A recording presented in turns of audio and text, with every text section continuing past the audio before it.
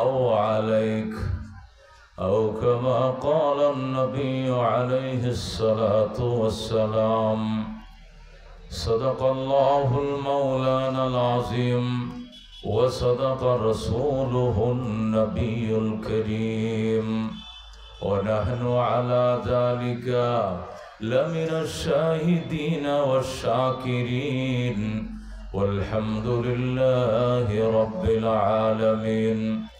اللهم صل على محمد وعلى آل محمد كما صليت على إبراهيم وعلى آل إبراهيم إنك حميد مجيد. اللهم بارك على محمد وعلى آل محمد كما باركت على إبراهيم وعلى آل إبراهيم إنك حميد مجيد. खेलो ना समझ कर बिगाड़ो न हमको कि हम भी किसी के बनाए हुए हैं। बलगल उला बिकमालिही कशफत दुजा बिजमालिही हसनत जमीअ खिसालिही सल्लो अलैहि व आलिही। 4 दिन के चाँदनी फिर अंधेरी रात है, सुन चंदी की चमक दिखने की बात है। बलगल उला बिकमालिही कशफत दुजा बिजमालिही हसनत जमीअ खिसालिही सल्लो अलैहि व आलिही। আল ফুরকান ফাউন্ডেশন পিগনা শস্যবাড়ির আয়োজনে 2 দিন ব্যাপী ঐতিহাসিক তাফসীরুল কোরআন মাহফিলের শেষ দিনের সর্বশেষ অধিবেশন, গুরুত্বপূর্ণ অধিবেশনের সম্মানিত সভাপতি উস্তাদুল উলামা শেখুল হাদিস আল্লামা জাইনুল আবেদিন সাহেব দামাত বরকাতুল আলিয়া, আজকে মাহফিলের অতিথিবৃন্দ, বিশেষ করে প্রধান মেহমান, মার্জিত ব্যক্তিত্ব, বরেণ্য রাজনীতিবিদ ফরিদ ভাই আমাদের মাঝে আলোচনা করে গেছেন। সংক্ষিপ্ত আকারে উপস্থিত রয়েছেন যেহেতু উলামাদের সংগঠন শত শত উলামায়ে কেরাম, মুরব্বিয়ান আযম, বেরাদরানে ইসলাম, পর্দার আড়ালের পর্দানিশীন মা ভগ্নীগণ, আল্লাহ রাব্বুল আলামিনের দরবারে অসংখ্য শুকরিয়া। তাফসীরুল কোরআন নামকরণ করে যে আয়োজন করা হয়েছে, ওই আয়োজনে আমরা শরীক হতে পেরেছি, আলহামদুলিল্লাহ। নামের ব্যবধানের কারণে কামেরও ব্যবধান হয়, কতক্ষণ ঠিক কিনা? এমনি ওয়াজ মাহফিল নাম এক ধরনের, ওয়াজের ধাঁচও এক ধরনের। সিরাতুন নবী সম্মেলন ওইটার নামে ভিন্ন, আলোচনার ধাঁচও ভিন্ন। মিলাদুন নবী সম্মেলন নামও আলাদা, বক্তৃতাও আলাদা। ওয়াজ মাহফিল ও হালকায় জিকির এটার আলোচনার ধাঁচও আলাদা, নামও আলাদা। তাফসীরুল কোরআন মাহফিল এটার শিরোনামও আলাদা, আলোচনার ডিজাইনও আলাদা, কতক্ষণ ঠিক না? তো এই তাফসীরের মজা সবাই পাবে না, আবার এই মজা অন্য কোথাও নাইও, কতক্ষণ ঠিক কিনা? আল্লাহর কোরআন থেকে ডাইরেক্ট আলোচনা করা এর মজাই আলাদা, কিন্তু মনোযোগ সহকারে হেদায়েতের বিকারী সেজে শুনতে হবে। কয়টা জিনিস লাগবে? 2টা জিনিস। ওয়াইজা কুরিয়াল কোরআনু ফাসতামিউ লাহু, আল্লাহর কোরআন থেকে যখন কথা বলা হবে শোনা, মনোযোগ সহকারে শোনা, কান পেতে শোনা, নীরব থেকে শোনা ওয়াজিব, 1 নম্বর। 2 নম্বর হলো কোরআন হুদাল লিল মুত্তাকিন, মুত্তাকিনদেরকে হেদায়েত করবে। মুত্তাকিনরা তো আগে হেদায়েত পেয়ে গেছে, না হলে মুত্তাকিন হইল কেমনে? কয় না, মুত্তাকিন মানে আগে হেদায়েত হয়ে যায় নাই, বরং তাকওয়ার জন্য তারা লালায়িত, তাকওয়ার দন অর্জন করার জন্য তারা ভিক্ষুক, তারা ভিখারি, তারা লালায়িত। তাকওয়ার দন অর্জন করার জন্য তারা তৃষ্ণায় কাতর হয়ে আছে। আল্লাহর কোরআন তাদেরকে ঢুকে ঢুকে হেদায়েত ঢুকিয়ে দিবেন, জোরে কর সুবহানাল্লাহ। এই জন্য মুফাসসিরিনে কেরাম লেখেন, তাফসীর শুনে হেদায়েত পাওয়ার জন্য 2টি জিনিস লাগবে, একটি হলো মনোযোগ, আরেকটি হলো কি, অত্যন্ত বিনয় সহকারে হেদায়েতের নিয়তে আল্লাহর কালাম শুনতে হবে। কয়টা জিনিস? দুইটা জিনিস। ভিক্ষুক সেজে লালায়িত হয়ে মোহতাজ হয়ে আল্লাহর কালামকে আমরা শুনবো হেদায়েতের ভিক্ষুক সেজে। 2 নম্বর মনোযোগ সহকারে, তাহলে আল্লাহ হেদায়েত দিবেন। পৃথিবীতে জাদুর মধ্যেও আকর্ষণ আছে, আছে কিনা? আছে কিনা? ফুলের মধ্যেও একটা গ্রান আছে, আছে কিনা? সোদার মধ্যেও মধুর ভিতরেও একটা মিষ্টি আছে, আছে কিনা? সব জিনিসে একটা উৎকর্ষ, একটা আকর্ষণ আছে, কিন্তু কোরআনের আকর্ষণের সামনে সব ফেল। আল্লাহু আকবার। এত সোদা, এত মধু কোরআনে। এই সোদা আর মধু, এই আকর্ষণ আর এই জাদু অন্য কোন জাদুতেও নাই। কোরআনের ভিতরে আল্লাহ এমন জাদু মিশিয়ে রেখেছেন। আল্লাহু আকবার। হযরত ওমর ফারুকের মতো লৌহ মানব, ওনাকে লৌহ মানব বলা হতো হেদায়েতের আগে। এই লৌহ মানব আল্লাহর কোরআনের তেলাওয়াত শুনে মোমের মতো নরম হয়ে গিয়েছে। কথা ঠিক কিনা? হযরত ওমরের বন্ধু ওমরকে রাস্তার মধ্যে ব্যারিকেড দেয়, ওমর কই যাও? মোহাম্মদের কল্লা কাটতে যাই। অপরাধ?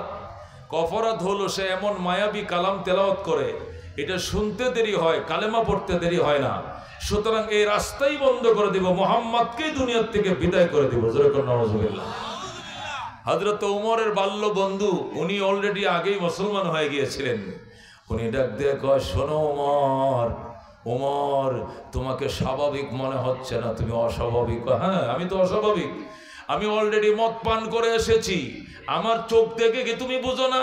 উন্মুক্ত তরবারি নিয়ে এসেছি। মোহাম্মদ কোথায়? শুধু আমাকে সন্ধান দাও। সন্ধান দিতে দেরি হবে, মোহাম্মদের কল্লা দ্বিখণ্ডিত করতে দেরি হবে না। ওমরের বাল্য বন্ধু অত্যন্ত বিনয়ের সাথে বলে, দোস্ত তুমি আমার বাল্য বন্ধু, এই জন্য বলছি তুমি হিটাপ হইও না, তুমি অগ্নি শর্মা হইও না, তোমার থেকে জানার জন্য জিজ্ঞেস করছি। তুমি বলবানি এই এতিম নবীর অপরাধটা কি, কেন তুমি তারে মারতে গেলে? অপরাধটা বলবানি? ডাক দেখ, অপরাধ একটা, এসে মায়ার কালাম পড়ে। অসুবিধা কি? সবাই তো নিজ নিজ গ্রন্থ পড়ে, মহাগ্রন্থ তেলাওয়াত করে। আমাদের মহাগ্রন্থ আমাদের নবী পড়বে, অসুবিধা কি? এইটার মধ্যে আলাদা এক উৎসর্গ, আলাদা এক উৎকর্ষ, এক চুম্বক এবং আকর্ষণ, এমন ম্যাগনেটে কোরআনে, এটা যেদিক তারে টেনে করে যা চিরে হেদায়েতের দিকে নিয়ে যায়। সুতরাং এটা তেলাওয়াত করতে দিব না। যদি এটি হয় নবীর অপরাধ, তাহলে ওমর আমার কথা শুনো। আমি এখন দেখে আইছি তোমার বোন, তোমার ভগ্নিপতি, তোমার বোনের নাম ফাতেমা বিনতে খাত্তাব, তোমার ভগ্নিপতির নাম জায়েদ। আবু বকর ফিল জান্নাহ, ওমর ফিল জান্নাহ, উসমান ফিল জান্নাহ, আলী ফিল জান্নাহ, তলহা ফিল জান্নাহ, জুবাইর ফিল জান্নাহ, সাদ ইবনে আবি ওয়াক্কাস ফিল জান্নাহ, সাঈদ ইবনে যায়েদ। কয় নম্বর? 8 নম্বর। কয় নম্বর? আশারায়ে মুবাশশারা, জান্নাতের সুসংবাদ প্রাপ্ত 10 জন সাহাবীর 8 নম্বর সিরিয়াল সাহাবী ছিলেন। কি নাম? কি কোন? আল্লাহর হাবিব সাঈদ ইবনে যায়েদ। কি নাম? সাঈদ ইবনে যায়েদ। আল্লাহু আকবার। ওমর হলো 2 নম্বর জান্নাতি, তার বোনের জামাই সাঈদ ইবনে যায়েদ হলেন 8 নম্বরের জান্নাতি। সুবহানাল্লাহ। আমি এখন দেখে আসছি ওমর, তোমার বোন ফাতেমা বিনতে খাত্তাব, তোমার ভগ্নিপতি সাঈদ ইবনে যায়েদ আল্লাহর কোরআন পড়তেছি। আমি এখন দেখি ওমর অসম্ভব। আমি চ্যালেঞ্জ করলাম, কোনোদিন সম্ভব নয়। আমি আমার এই তরবারি যেটা দিয়ে মোহাম্মদের কল্লা কাটছিলাম, এটাতে আমার বোনের কল্লা কাটবো, তুই আমার লয়ে চল, আমার নিয়ে চল। ওমরের বাল্য বন্ধু বলে চলো। এই বলে ওমরকে নিয়ে গেল। লম্বা ঘটনা বলে উদ্দেশ্য নয়। হযরত ওমর ফারুক যায়া দেখে দরজা বন্ধ, বেড়ার ফাঁকে কান লাগাইছে, লাগায় শুনে ঠিকই তো সূরা তোহা তেলাওয়াত চলছে। আল্লাহু আকবার। হযরতে ফাতেমা বিনতে খাত্তাব, হযরতে সাঈদ ইবনে যায়েদ, তারা স্বামী স্ত্রী আল্লাহর হাবিবের এক সাহাবীকে দাওয়াত করে এনে আল্লাহর কালাম মধুর কণ্ঠে তেলাওয়াত করতেছে। হযরত ওমর তার বোনের তেলাওয়াত শোনার জন্য বেড়ার ফাঁকে কান লাগাইছে, এমন ভাবে টানা শুরু করছে চুম্বক। ওমর নিয়ত পাল্টায় ফেলছে, বোন তোরে মারবো না, আল্লাহর কোরআন কিনারে বসে শোনার জন্য সুযোগ দে, দরজাটা খোল, আল্লাহর কালাম শুনতে দে। আল্লাহু আকবার।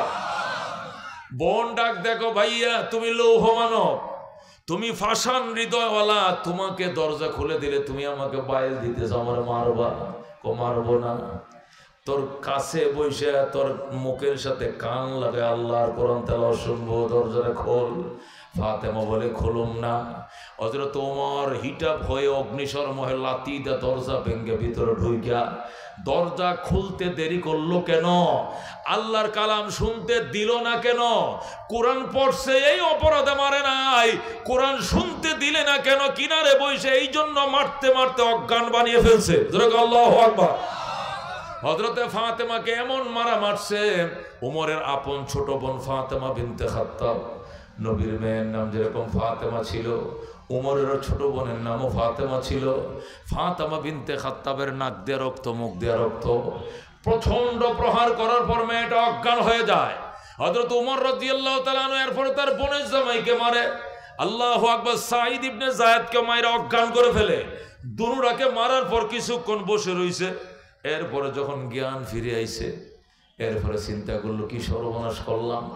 হযরতে ফাতেমা বিনতে খাত্তাবের উপরে ওমর পানি উঠালছে। আল্লাহু আকবার।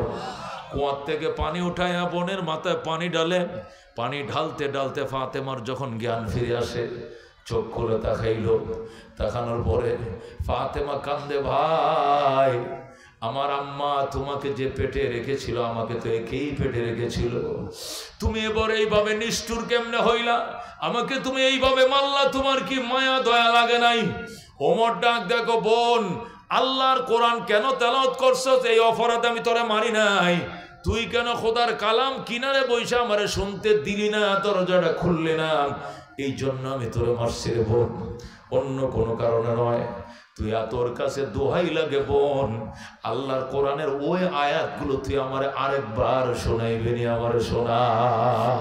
আল্লাহু আকবার। আমি অত্যন্ত দুঃখিত, তোকে আমি মারছি, আমি অত্যন্ত ব্যথিত, তোরে আমি মারছি, তুই আমারে মাফ করে দে, খোদার কালাম আমার আরেকবার শোনা, আমার কলিজা ছিঁড়ে যায়। আল্লাহু আকবার। ফাতেমা এবার ডাক, দেখো স্বামী তুমি কোথায়, আমার কিনারে আসো। ভাই বোনকে মারতে পারো, আমি তোমার আপন বোন, ছোট বোনরে বড় ভাই মারতেই পারে, কিন্তু ভগ্নিপতির গায়ে হাত তুলছে এমন কই ইতিহাস আরবে নাই, তুমি কেন মারলা? দরজাটা তুই খুলস নাই, সে কেন খুললো না? দরজা না খোলার অপরাধে মারছি, কোরআন তেলাওয়াতের অপরাধে আমি মারি না। আল্লাহু আকবার। হযরতে ফাতেমা ডাক, দেখো ভাইয়া ঠিক আছে শোনো। ফাতেমা এবার আউযুবিল্লাহ বিসমিল্লাহ বলে নির্বিঘ্নে, আগে তো আতঙ্কে আতঙ্কে পড়তো, এখন নির্বিঘ্নে বায়ের কানের মধ্যে মুখ লাগায় তেলাওয়াত শুরু করে দিয়েছে। তোহা তোহা মা আনজালনা আলাইকাল কুরআনা লিতাশকা ইল্লা তাযকিরাতাল লিমান ইয়াখশা তানজিলাম মিম্মান খালাকাল আরদা ওয়াস সামাওয়াতিল উলা আর রাহমানু আলাল আরশি ইসতাওয়া লাহু মা ফিস সামাওয়াতি ওয়া মা ফিল আরদি ওয়া মা বাইনাহুমা ওয়া মা তাহতাস সারা। আল্লাহু আকবার। হযরতে ফাতেমা যখন উমরকে তেলাওয়াত শুরু করলো, উমর কান্দে, বুকে থাবায় আর কয়, ফাতেমা আমারে ওই কালাম শিখা, আমি ওই কালাম শিখবো। ফাতেমা ডাক দেখো ভাইয়া, এই কালাম শিখলে দুইটা জিনিস, এক নম্বর তোমাকে গোসল করতে হবে, দুই নম্বরে তোমাকে মুসলমান হতে হবে, নতুবা শিখান যাবে না। গোসলের পানি আইনা দিছে, গোসল করছে, কয়া কালমা পড়ায় মুসলমান বানাম। ফাতেমা ডাক দেখো ভাইয়া, আল্লাহর হাবিব আজকে 3 দিন পর্যন্ত অনাহারে, ঘুমায় না, তার খানা নাই, ফিনা নাই, গোসল নাই, ঘুম নাই, 3 দিন পর্যন্ত চোখের পানিতে বালিশ ভিজায়। দুইটা ব্যক্তির জন্য, এক নম্বর ব্যক্তি হলো ওমর ইবনুল খাত্তাব, 2 নম্বর আবু জেহেল ইবনে হিশাম। আল্লাহ এই দুইজনের যে কোনো একজনকে মুসলমান বানাইয়া আমি অসহায় নবীর হাতকে শক্তিশালী করো। একটাই দোয়া নবীর, আজকে 3 দিন কোনো খানা নাই, ফিনা নাই, শুধু একটাই দোয়া, আল্লাহ ওমর ইবনুল খাত্তাব অথবা আবু জেহেল ইবনে হিশাম এই দুইজনের যে কোনো একজনকে কালমা পড়াও, আমি অসহায় নবীর হাতকে শক্তিশালী করো। ভাইয়া আল্লাহর নবীর দোয়া তোমার ব্যাপারে কবুল হয়ে গেছে, সুতরাং আমি নয়, তোমাকে নবীর দরবারে নিয়ে যাই, আল্লাহর হাবিবের হাতে তুমি কালমা পড়ে মুসলমান হইবা। সুবহানাল্লাহ। এ দোস্ত, হযরতে ফাতেমা তার বোন ফাতেমা হযরত ওমর ইবনুল খাত্তাবকে নিয়ে নবীর দরবারে রওনা করছে। জলদি যাও, আল্লাহ নবীর দরবারে যাও। ওমর ডাক দিয়ে আমি কিন্তু তরবারে নিয়ে যাব। ফাতেমা বলে, তরবারে নিলে তোমাকে নবীর কিনারে যেতে দেওয়া হবে না, কারণ তুমি যে নবীর কল্লা কাটার জন্য বের হয়েছো এই সংবাদ নবীর সাহাবীদের কাছে আছে। এই জন্য আল্লাহর হাবিবকে সেভ করার জন্য সকল সাহাবীরা নবীকে ব্যারিকেড দিয়ে বসে রয়েছে। দরজার মাঝে আমিরে হামজা পাহারায় আছে। আমিরে হামজা রাদিয়াল্লাহু তাআলা 39তম মুসলমান ছিলেন। জোরে আল্লাহু আকবার। হযরত ওমরের আগে আরো 39 জন মুসলমান হয়েছে পুরুষ, 12 জন মুসলমান হয়েছে নারী। 12 জন নারী এবং 39 জন পুরুষ ওমরের আগে মুসলমান হয়েছে। 39তম মুসলমান ছিল নবীজির কলিজার টুকরা চাচা হযরতে হামজা রাদিয়াল্লাহু তাআলা আনহু। 38 জন সাহাবী নবীকে পাহারা দেওয়ার জন্য বসে রয়েছে। আর 39তম সাহাবী হযরত আমির হামজা গেটের মধ্যে পাহারায় সেন্টিতে ডিউটিতে দাঁড়ায় রয়েছে। ইতিমধ্যে ফাতেমা আর ওমর গেটের মধ্যে যে দাঁড়াইছেন। ওমর ডাক ডাক, হামজা সর, আমাকে নবীর সাথে কথা বলতে দে। খবরদার ওমর, নিজেকে লৌহ মানব মনে করো, নিজেকে অনেক বড় নায়ক মনে করো, শক্তিশালী মনে করো, এখনো হামজার একটা হাতের সাথে লড়ার ক্ষমতা তোমার হয় নাই। আমি কিন্তু ডিউটিতে আছি, আমি কিন্তু মুসলমান হয়ে গেছি, তুমি হয়তো জানো না। আল্লাহু আকবার। ওমর ডাক দেখো, আমার নবীর কাছে যাইতে দে। তুই যে নিয়ামত আমার আগে গ্রহণ করেছ ওই নিয়ামত তোমার পরে হলে ওমর গ্রহণ করার জন্য প্রস্তুতি নিয়ে এসেছি। আমির হামজা ডাক দেখ, অবিশ্বাস করি না, আমাদের কাছে সংবাদ আছে গোয়েন্দা সূত্রে তুমি নবীজির কল্লা কাটার জন্য এসেছ। খবরদার তরবারিটা এখানে রাখো, নতুবা হামজার আঘাত থেকে তুমি ওমর রক্ষা পাইবা না। হযরতে ফাতেমা ডাক দিয়ে, হামজা আপনি শুনেন, আমার ভাইয়া কালমা পড়ার জন্য এসেছে, আমার সাথে সব কথাবার্তা হয়েছে, নবীর দোয়া কবুল হয়ে গেছে, যাইতে দেন। যাইতে দেওয়া হবে না, আল্লাহ নবীর অনুমতি ছাড়া ওমরকে একটা কদম ভিতরে ঢুকতে দেওয়া হবে না। আল্লাহ নবী ডাক দিয়ে, আপনারা কারা গো, ওমরকে ভিতরে ঢুকতে দেন। আমি দেখে ফেলাইছি ওমরের কপালের মধ্যে ইমানের নূর চমকাইতেছে। হামজা, ওমরকে বাধা দিও না, ভিতরে ঢুকতে দাও। ওমর ফারুক রাদিয়াল্লাহু তাআলা আনহু থেকে জোর করে তরবারি রাইখা দিয়েছে। সাহাবায়ে কেরাম নিরস্ত্র করে পাঠাইছে নবীজির সামনে যায় ছায়ায় রইছে। ওয়াল্লাহ ওয়াল্লাহ লাইসা হাযাল ওয়াজহু ওয়াজহু কাযাব। ওমর ফারুক ডাক দেখো, খোদার কসম রে মক্কাবাসী, আগে তো এই চেহারা খেয়াল করে দেখি নাই কোনদিন। এই চেহারা কোনদিন মিথ্যাবাদীর চেহারা হতে পারে না। আল্লাহু আকবার। আল্লাহর হাবিবের দিকে ওমর চাইই রইছে। আল্লাহ নবী কো ফাজ্জাল ইবনুল খাত্তাব, ও খাত্তাবের ছেলে বসো। ওমর হুজুর আমার বসতে করেন না, আমি দেখে লই। আল্লাহু আকবার। অনেক কোন নবীর দিকে চাই রইল। এরপরে কালমা পড়ে মুসলমান হয়। নবী ডাক দেখো, ওমর 3 দিন গোসল নাই, খাওয়া নাই, নাওয়া নাই, আসো তোমাকে নিয়ে খাবো। ওমর কো হুজুর এখনো খাওয়ার সময় হয় নাই।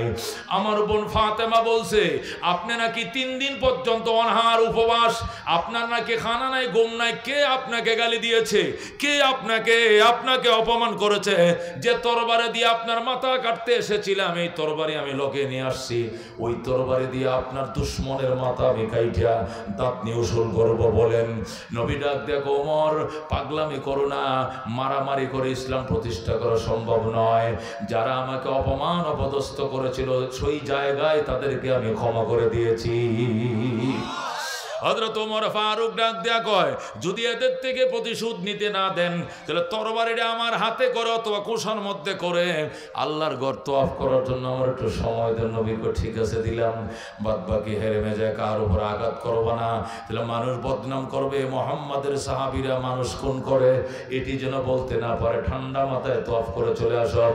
হযরত ওমর রাদিয়াল্লাহু তাআলা আনহু তরবারিটা কোমরের খোসা, কাপড়ের খোসার মধ্যে এইভাবে রাখলেন, সেতাবাগে করে তরবারিটা রাইখা আল্লাহর ঘর তওয়াফ করে। লব্বাইক আল্লাহুম্মা লব্বাইক, লব্বাইক লা শারীকা লাক লব্বাইক, ইন্নাল হামদা ওয়ান নি'মাতা লাকা ওয়াল মুলক লা শারীকা লাক বলে আল্লাহু আকবার আল্লাহর ঘর তওয়াফ করেন। আর ওমর ডাক দেখা, মক্কার মুনাফিকরা, ও পত্তলিকরা, পুতুল পূজারীরা, ওই মূর্তি পূজারীর দলেরা, মুশরিকের দলেরা ওমরকে পাঠিয়েছিল কল্যাণের জন্য। আমি কল্যাণ এনে কালমা নিয়ে তোমাদের নবীর দরবারে হাজির হয়ে গেছি। নবীর কল্লা কাটার জন্য পাঠিয়েছিলা, কল্লা না কেটে কালমা নিয়ে চলে এসেছি। আজকের থেকে সাবধান করে দিলাম, আজকের থেকে ইসলাম ওপেন হয়ে গিয়েছে, ইসলাম আর গোপন থাকবে না, ওপেন হয়ে গেল। আজকের থেকে মুসলমান পরিচয় দিয়ে মক্কা চলাফেরা করবে, আজান দিয়ে নামাজ পড়বে, ওপেন চলাফেরা করবে। যদি কোনো মুসলমান গায়ে আঘাত তোলার সাহস কারো থাকে, ওমরের সামনে আসো, মার থেকে বিদায় নিয়ে আইসো, তোমার মা সন্তান হারার সম্ভাবনা আছে। আজকের থেকে যদি কোনো মুসলমানের গায়ে হাত তোলো, সন্তান থেকে বিদায় নিয়ে আইবা, কারণ সন্তান এতিম হওয়ার সম্ভাবনা আছে। বিবির থেকে বিদায় নিয়ে আসবা, বিবি বিধবা হওয়ার সম্ভাবনা আছে। আল্লাহু আকবার। আজকের থেকে আর ইসলাম গোপন নয়, আজকের থেকে ইসলাম ওপেন করে দিলাম। আল্লাহু আকবার। এই বলে ওমর ফারুক রাদিয়াল্লাহু তাআলা আনহু যখন ভাষণ দেয়, তখন তো মক্কার বেঈমানরা হক চোখে গেল। আবু জেহেল বলে, এটা কি ওই আবু জেহেল সহ যত নেতৃবৃন্দ ছিলেন অবাক হয়ে যায়, এটা কি করে সম্ভব, এটা কি করে সম্ভব, এত বড় লৌহ মানব কিসের কারণে মুসলমান হয়। তাড়াতাড়ি তারা তদন্ত কমিটি গঠন করলো। তদন্ত কমিটির সভাপতি ছিল আবু জেহেল, আর সহসভাপতি ছিল উতবা, সদস্য সচিব ছিল সাইবা। তারা তিনজনে মিলে তদন্ত কমিটি গঠন করে রাত্রিবেলায় আল্লাহর হাবিবের ঘরের পিছন দিয়া বেড়ার সাথে কান লাগায় শুনে, দেখি কোরআনের ভিতরে কোনো জাদু উৎকর্ষ আকর্ষণ আছে কিনা। যেই মাত্র তিনটা বেড়ার মাঝে কান লাগাইছে, চোখের পানি দিয়া বুক বাসায়, গায়ের কাপড় চোখের পানি দিয়ে ভিজায় ফেলছে। আল্লাহু আকবার। যখন দেখলো সকাল হয়ে যাচ্ছে, সাহাবীরা নামাজে আসবে, তখন তার আস্তে করে সরে যায়। দূরে যায় দুই গুহার মাঝখানে বৈশা, দুই গুহার মাঝখানে মিডিলে যায় বৈশা, একজন আরেকজনকে জিজ্ঞাসা করে কেমন লাগছে, দেখ আমার জামা ভিজে গেছে, আরেকজনকে আমার সুইটার ভিজে গেছে। আরেকজন আবু জেহেল ডাক দিয়ে, আমার অবস্থা তো ওমরের মতো হয়েছিল, ভিতর থেকে এমন ভাবে আমার আকর্ষণ করছিল, মনে হয়েছিল ওমরের মতো বেড়াটা লাথি মেরে ভেঙ্গে নবীর পায়ে পড়ে কালমা পড়ে মুসলমান হয়ে যায়। কিন্তু মানুষ লজ্জা দিবে, বলবে আবু জেহেল আমাদেরকে বাপ দাদার অবধর্মের দোহাই দিয়াম, আমাদেরকে নদীতে বাসায় দিয়াম, নিজের পথে নিজে গেলাম, এটা লজ্জা হবে। লজ্জার কারণে আমি কালমা করি নাই, নতুবা উমর থেকে অবস্থা আমার কম খারাপ হয় নাই। আমার মন চাইছিল বেড়া ভেঙ্গে নবীর কদমে পড়ে মুসলমান হয়ে যায়। আল্লাহু আকবার। এরপরে তারা তিনজন সিদ্ধান্ত নিল, আমরা যেহেতু তদন্ত কমিটির সদস্য হওয়ার পরেও যদি আমাদের চোখে পানি আসতে পারে, সাধারণ কাফেরদের কি হবে। এই জন্য আজকের থেকে আইন করা হলো। তারা সংসদে আইন করলো, আজকের থেকে মুসলমানদের নবীর তেলাওয়াত শোনা হারাম, শোনা যাবে না, দণ্ডনীয় অপরাধ। যদি কেউ আল্লাহর কোরআন শুনে, তাকে 1 বছর থেকে 6 মাসের কারাদণ্ড ভোগ করতে হবে। নাউযুবিল্লাহ। তারা ডাইরেক্ট সংসদে আইন করে দিল। এই আইন সম্পর্কে নবী তো কিছুই জানে না। এরপর আল্লাহ কোরআনের আয়াত নাজিল করে আইন সম্পর্কে নবীকে জানায় দিলেন, ওয়াকালাল্লাযীনা কাফারু লা তাসমাউ লিহাযাল কুরআন ওয়ালগাউ ফীহি লাআল্লাকুম তাগলিবুন। আল্লাহু আকবার। কাফেররা সিদ্ধান্ত পৌঁছে গেল এবং তারা আইন আকারে বিল এনে ফাঁস করে ফেলল, লা তাসমাউ লিহাযাল কুরআন, মুসলমানদের নবীর মুখে সাহাবীদের মুখের কোরআন তেলাওয়াত শুনবা না, ওয়ালগাউ ফীহি, বরং ডিস্টার্ব করবা সেখানে, লাআল্লাকুম তাগলিবুন, তাহলেই বিজয় ধরে রাখতে পারবা, বাপদাদা ধর্ম টিকাইতে পারবা, নতুবা বাপদাদা ধর্ম টিকানোর কোনো উপায় নাই। আল্লাহু আকবার। মনের মাঝে শুধু এই বেদনা, আসবে কবে সেই সূর্য সেনা, যারা করবে জারি কোরআনে যে ধরায়, যারা করবে জারি কোরআনে যে ধরায়, যাদের অভাবে আজ এই হতাশা পূরণ করিবে যারা জাতির আশা, তাদেরই পথ ছে আমি অসহায়, করবে জারি কোরআনে যে ধরায়, যারা করবে জারি কোরআনে যে ধরায়, মনের মাঝে শুধু এই বেদনা, আসবে কবে সেই সূর্য সেনা, যারা করবে জারি কোরআনে যে ধরায়। জোরে করবার হাওয়া। এ দুস্থ সেই মায়ার কালাম যতদিন আল্লাহ জমিনে প্রতিষ্ঠা হবে না, 53 বছর কেন আর 300 বছর যদি যায়, এই দল আসবে, ওই দল যাবে, ওই দল নামবে, ওই দল উঠবে, শুধু ওটা নামার মধ্যে থাকবে, বাঙালিদের ভাগ্যের পরিবর্তন ঘটবে না। কথা কোন ঠিক কিনা? এই জন্য দুস্থ নৌকা দেখা শেষ, ধান দেখা শেষ, লাঙ্গল দেখা শেষ, সব মার্কা দেখা শেষ, আল কোরআনের বাংলাদেশ। কথা ঠিক কিনা? আল্লাহ কল সিবগাতাল্লাহ ওয়া মান আহসানু মিনাল্লাহ সিবগা। নাও দিয়া রঙ্গাইছো, সাজে নাই, রং উঠে নাই। ও নৌকা দিয়া রঙ্গাইছো, রং কালার উঠে নাই। দান দিয়া সাজাইছো, কালার ফুটে নাই। লাঙ্গল দিয়া সাজাইছো, কালার ফুটে নাই। আল্লাহ কল সিবগাতাল্লাহ আই ইসবাগু বিসিবগাতিল্লাহ। আল্লাহ রং দিয়া রঙিন করো, কোরআন দিয়া সাজাও। ওয়া মান আহসানু মিনাল্লাহ সিবগা। এত সুন্দর কালার আর পাইবা না। ঠিক কিনা? এত সুন্দর কালার পাইতা না। বাংলাদেশ স্বাধীন হয়েছে আজকে থেকে 53 বছর আগে। কথা কোন ঠিক কিনা? যখন স্বাধীন হয় তখন স্লোগান ছিল 3টা। কয়টা? 1 নম্বর স্লোগান ছিল সাম্য, 2 নম্বর মানবিক মর্যাদা, 3 নম্বর ন্যায় বিচার। কোন কয়টা? সাম্য, মানবিক মর্যাদা, ন্যায় বিচার প্রতিষ্ঠা করব বলে আমরা যুদ্ধ করি। আমরা একটি প্রাণকে বাঁচাবো বলে যুদ্ধ করি। আমরা একটি ফুলকে বাঁচাবো বলে যুদ্ধ করি। কতক্ষণ ঠিক কিনা? এটি ছিল গান, স্বাধীনতার গান। এই গান গাইতে গাইতে 9 মাস চলছে যুদ্ধ। 9 মাস রক্তক্ষয়ী সংগ্রামে 30 লক্ষ যুবক প্রাণ দিছে। কতক্ষণ ঠিক কিনা? 2 লক্ষ নারী প্রাণ দিছে। দেওয়ার পর টানা 9 মাস রক্তক্ষয়ী সংগ্রামের পর দেশ স্বাধীন হয়েছে। দেশ স্বাধীন হওয়ার 53 বছর পরে আবার কেন বৈষম্য বিরোধী আন্দোলন করে নতুন করে স্বাধীন করা লাগলো? বোঝা গেল আগে সাম্য হয় নাই, মানবিক মর্যাদা হয় নাই, শুধু আয়নাগর হয়েছে, আয়নাগর। কথা কোন ঠিক কিনা? ও দুস্থ, নতুন করে যদি আবার স্বাধীন করা লাগছে দেশ, তাহলে এই দেশের মধ্যে সাম্য প্রতিষ্ঠা করতে গেলে তোমাকে কাজ করতে হবে। স্বাধীনতার আগে সাম্য ছিল না, সাম্য প্রতিষ্ঠা করার জন্য স্বাধীন হয়েছে। পূর্ব পাকিস্তানে কাগজ তৈরি হইতো কর্ণফুলী পেপার মিলে। 3 টাকা দিস্তা বিক্রি হতো বাংলাদেশে, অথচ বিমান দিয়ে পাকিস্তানে বিক্রি করতো 8 আনা দিস্তায়।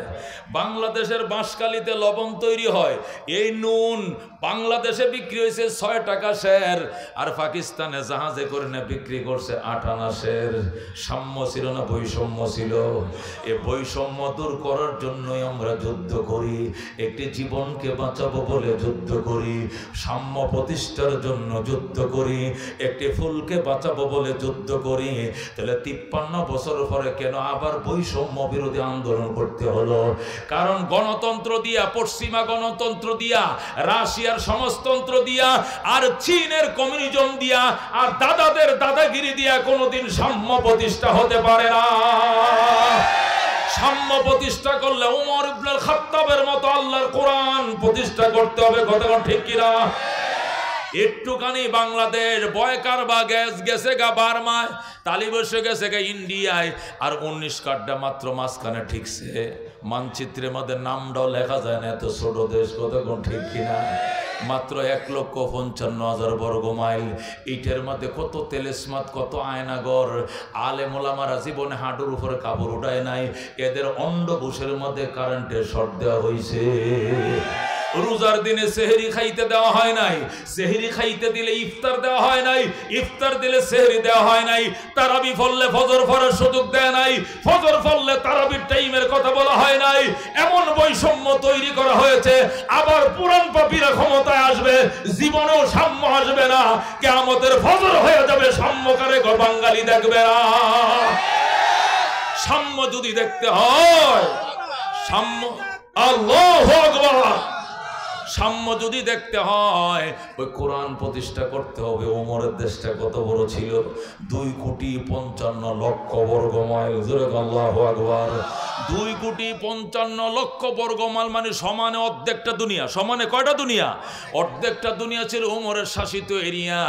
এই পৃথিবী, অর্ধেকটা পৃথিবী শাসন করতো ওমর। শুয়ে থাকতো মদিনার খেজুর গাছের তলায়, শুয়ে থাকতো মদিনায় খেজুর গাছের নিচে। এখান থেকে 1,500 মাইল পশ্চিমে আফ্রিকার জঙ্গল থেকে সিংহ আর হরিণে একসাথে বের হয়ে আসছে, একসাথে নদীর ঘাটে পানি পান করে। সিংহ হরিণের দিকে তাকানোর সাহসও পায় না। হরিণ ডাক দেখো মামা, আগে আপনাদের অত্যাচারে জঙ্গলে থাকতে পারি নাই, এখন এত বড় পরহেজগার কেমনে হইলেন? ডাক দেখো বাগিনা কথা কম কর, হযরত ওমরের শাসন চলছে। क्या नजर थे जिसने मुर्दों को मसीहा कर दिया, दिल को रोशन कर दिया, आँखों को बीना कर दिया, खुद न थे जो राह पर औरों के हादी बन गए। क्या नजर थे जिसने मुर्दों को मसीहा कर दिया, दिल को रोशन कर दिया, आँखों को बीना कर दिया, दुर्फशानी ने तेरी कतरों को दरिया कर दिया, दिल को रोशन कर दिया, आँखों को बीना कर दिया। ज़रा मरहबा। হযরত ওমর ফারুক রাদিয়াল্লাহু তাআলা আনহু অর্ধেকটা জাহান মুঠে নেওয়ার পর জেরুজালেম ইহুদিদের কাছে চিঠি লিখছে। ইহুদিরা প্রায় সময় বাইতুল মুকাদ্দাসটা নিয়ে যাইত, তখনও বাইতুল মুকাদ্দাসের নিয়ন্ত্রণ ইহুদিদের কাছে ছিল। ওমর চিঠি লিখছে, জেরুজালেম কর্তৃপক্ষ বাইতুল মুকাদ্দাস আমার হাতে দিয়ে দিতে হবে, নতুবা আমি আসতেছি, আমাকে আসতে হবে নাকি আমার কাছে দিয়ে যাইবে জানতে চাই। আল্লাহু আকবার। জেরুজালেম কর্তৃপক্ষ ইহুদিরা পাল্টা চিঠি পাঠাইছে, জাহাপনা জেরুজালেম দিয়া দেওয়ার জন্য অনেক আগের থেকে আমরা প্রস্তুত হয়ে দাঁড়ায় রইছি, এখন আপনি আসলেও আসতে পারেন, নতুবা আমরাই আসবো, তবে আপনি একটু আসলে ভালো হতো, এই কারণে আপনাকে দেখতে চাই, আপনি কেমন মায়ের সন্তান, কি শক্তির বলে দুনিয়াটাকে মোটে নিলেন, এ আদর্শটা একটু দেখতে চাইছিলাম, দয়া করে যদি আসতেন কোনো যুদ্ধ হবে না, বিনা রক্তপাতে বাইতুল মুকাদ্দাসের চাবিকাঠি আপনাকে বুঝাই দেব। হযরত ওমর বললেন, ঠিক আছে আমি আইতেছি, শুধু গোলাম নিয়া, কোনো তীরও নাই, ধনুক নাই, নিরস্ত্র অবস্থায় অর্ধেকটা জাহানের বাদশাহ গোলাম নিয়ে রওনা করছে। গোলামে লেগাম, উডের লেগাম ধরে টানে, ওমর বসে রইছে। 3 মাইল গেছে, যাওয়ার পরে ওমর গোড়ার থেকে নাইমা, গোলাম তুই উঠে বহ। এবার গোলাম উঠে বসছে, আমি অর্ধেক জাহানের বাদশাহ, এবার লেগাম টানবো। আল্লাহু আকবার। গোলাম অবাক হয়ে গেছে। গোলাম কয়, স্যার এটা কি করে সম্ভব? আসমান ভাঙ্গে পড়বো আমার মাথায়, ঠাডা পড়বো আমার মাথায়, এটা কি করে সম্ভব? আপনি অর্ধেক জাহানের বাদশাহ, আপনি লেগাম ধরে টানবেন আর আমি উডের ভিড়ে বসে থাকবো। ওমর কয়, কথা কম কর, তোর কবরে তুই যাবি, আমার খবরে আমি যাব। তোর কবরে তুই যাবি, আমার কবরে আমি যাব, এই বৈষম্য আমি করতে পারবো না। ময়দানে হাসরে আল্লাহ যদি বলে, ওমর তোরে যে রক্ত মাংস দিয়ে বানাইছিলাম, এই গোলাম রে তো একই রক্ত মাংস দিয়ে বানাইছিলাম, তাকে দিয়া সারা রাস্তা টানাইছো উটের লেগাম, আর তুমি সারা পথ বসেছিলা, ওর কি সুখ শান্তির দরকার ছিল না? আমি জবাব দিতে পারবো না, এই বৈষম্য আমি করতে পারবো না। এই সাম্য নবী আমার শিখাইছে, এই মানবিক মর্যাদা নবীর থেকে শিখছি। সুতরাং 3 মাইল তুই টানবে, আমি বসবো, পরের 3 মাইল আমি টানবো, তুই বসবে, কোনো কথা নাই। আল্লাহু আকবার। ঠিক আছে হযরত মানলাম, রওনা করছে। যাইতে যাইতে সর্বশেষ মঞ্জিল যেটা জেরুজালেম ঢুকবে, ঢুকার আগের যে সিরিয়াল এটা আইসে গেছে, ওমরে টানবে, গোলামে বসবে। এখন তো গোলাম আর উড়ে না ঘোড়ার উপরে। গোলাম মাফ চাই, আমি আর উঠবো না, কারণ এখন মালা পরানোর টাইম, রিসিপশন করার টাইম। জেরুজালেম কর্তৃপক্ষ আপনাকে উষ্ণ সংবর্ধনার জন্য লাল গালিচা বিছায় রাখছে, ফুলের মালা নিয়ে দাঁড়িয়ে রয়েছে। এখন যদি আমি উটের পিছনে বসি আর আপনি লেগাম ধরে টানেন, মালা সবটি আমারে ফরাইবে। ওমর কো অসুবিধা কি, পরে তুই পরিচয় করে দিবে, বলবে আমি গোলাম, উনি মনিব। এটাই তো মুসলমানের আদর্শ। আল্লাহু আকবার। গোলাম বইছে, উটের পিঠের উপরে বসছে, ওমর লেগাম ধরে টানে। ইহুদি নেতৃবৃন্দ, মন্ত্রী, মিনিস্টার সব আইসা বাইতুল মুকাদ্দাসের চাবি, তালা, চাবি, কাগজপত্র, ফুলের মালা সব গোলামের হাতে ধরেন। আমিরুল মুমিনিন ধরেন। গোলাম কয়, বাবা আমি না, আমি না, অর্ধক জাহানের বাদশা যিনি লেগাম টানে, ওনারে দে, ওনারে দে। আল্লাহু আকবার। ইহুদিরা তো অবাক হয়ে গেছে, বলে কি সে লাগাম ধরে টানে, উনি নাকি অর্ধক জাহানের বাদশা, চাবি উনাকে দিব, মালা উনাকে পরাবো। তাহলে তুমি কে? তুমি প্রধানমন্ত্রী। কয় না, আমি গোলাম। আল্লাহু আকবার। গোলাম কেমনে উডের ফিরে বৈশা থাকে? উমরকে ডাক দেখ, আপনি নি উমর, আপনি আমিরুল মুমিন? কয় হ। তো লাগাম আপনি টানেন কেন? কয় এর আগের মঞ্জিল সে টানছে, পরের মঞ্জিলের সিরিয়াল আমার আইছে। এটাই ইসলাম, এটাই সাম্য, এটাই মানবিক মর্যাদা রহমতুল্লিল আলামিন আমাদেরকে শিখাইছে। আল্লাহু আকবার। এ দোস্ত, এইভাবে সারা আওয়ামী লীগ গেছে এবং নন বিএমপি আসবে। বিএমপির আমরা চিনি, ওনারা দুইবার দেশ চালাইছে, কতক্ষণ ঠিক কিনা? লাঙ্গল আইবে, লাঙ্গল আমরা চিনি, ওনারাও দুইবার দেশ চালাইছে, কতক্ষণ ঠিক কিনা? এর দ্বারা ভাগ্যের পরিবর্তন হবে না, শুধু স্বার্থের পরিবর্তন হবে, কতক্ষণ ঠিক কিনা? ও দোস্ত, এই জন্য একমাত্র আল্লাহ কো সিবগাতাল্লাহ, ওমান আহসানু মিনাল্লাহি সিবগা ওয়া নাহনু লাহু আবিদুন। আয়াকুলু সাব্বাগানাল্লাহু বিসিবগাতিন ইসবাগু বিসিবগাতিল্লাহ। আল্লাহ রঙে রঙিন হও, এত সুন্দর রং আর দুনিয়াতে পাইবা না। লাঙ্গল দিয়া সাজাইছো, সাজে নাই। ধান দিয়া সাজাইছো, সাজে নাই। নৌকা দিয়া সাজাইছো, সাজে নাই। রং উঠে নাই, কালার উঠে নাই। কালার লাগাও কোরআনের কালার, এত সুন্দর কালার উঠবে, এমন কালার জগতে পাইবা না। আল্লাহু আকবার। এই কালার হলো জবদিহিতার কালার। আল্লাহর গুণের কালারের মধ্যে বৈষম্য নাই, এখানে কি নাই? বৈষম্য নাই। আল্লাহর কালারের মধ্যে জুলুম নাই, আল্লাহর কালারের মধ্যে আয়নাগর নাই, কথা ঘটে কিনা? এই জন্য দোস্ত, উপায় নাই, উপায় একমাত্র কোরআন। আর কোরআন যখন কোরআন দিয়ে যখন দেশ শাসিত হবে, জবাবদিহিতার প্রশ্ন আসবে। হাসরের ময়দানে ওমর কি জবাব দিবে? আল্লাহ যদি বলে, ওমর যে রক্ত মাংসতে তরে বানাইছি, একে রক্ত মাংসতে গোলাম বানাইছি, এই বুঝ কোরআন দিয়ে দেশ চালাইলে মাথায় থাকবে, নতুবা থাকবে না। শুধু বলবে, হেরা কইছিল 41 সাল, আমরা হইলাম 81 সাল, কতক্ষণ ঠিক কিনা? যারাই ক্ষমতা চাইব 50 বছর স্বপ্ন দেখবো, কতক্ষণ ঠিক কিনা?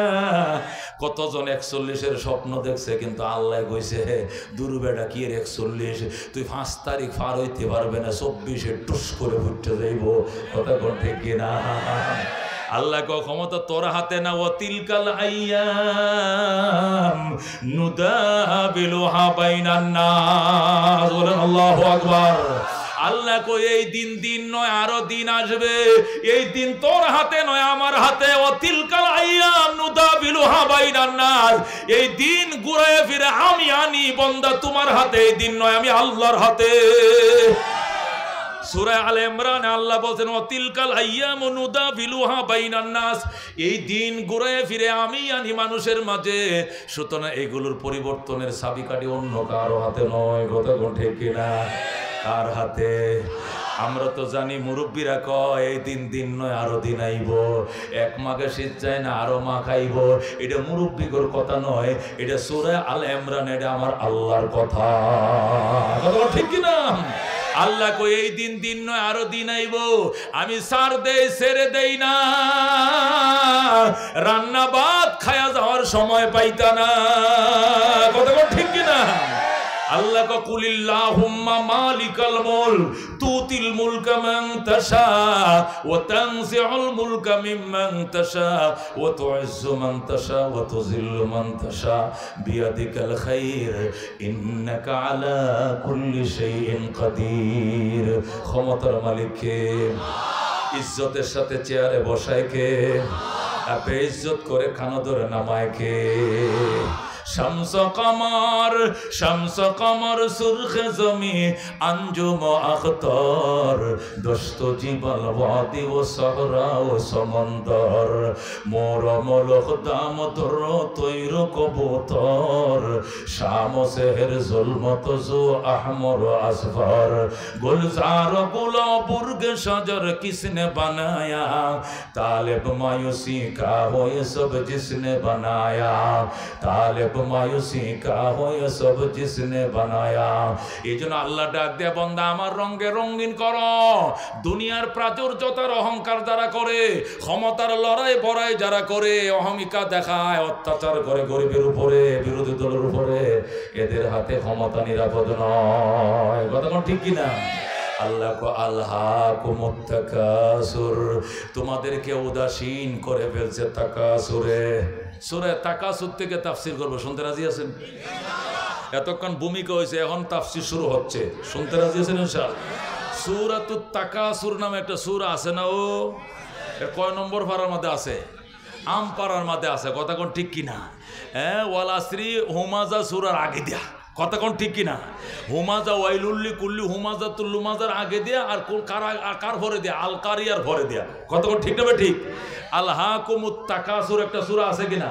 এই সূরাটার সংক্ষিপ্ত নাম হলো সূরাতুত তাকাসুর। সূরাতুত তাকাসুর 8টা আয়াত আছে সূরার মধ্যে। কটা আয়াত আছে? জোরে কোন কটা আয়াত আছে? এই সূরা নাজিল হয় মক্কা শরীফ। কোথায় নাজিল হয়? হ্যাঁ, একটা রুকু আছে। কয়টা রুকু আছে?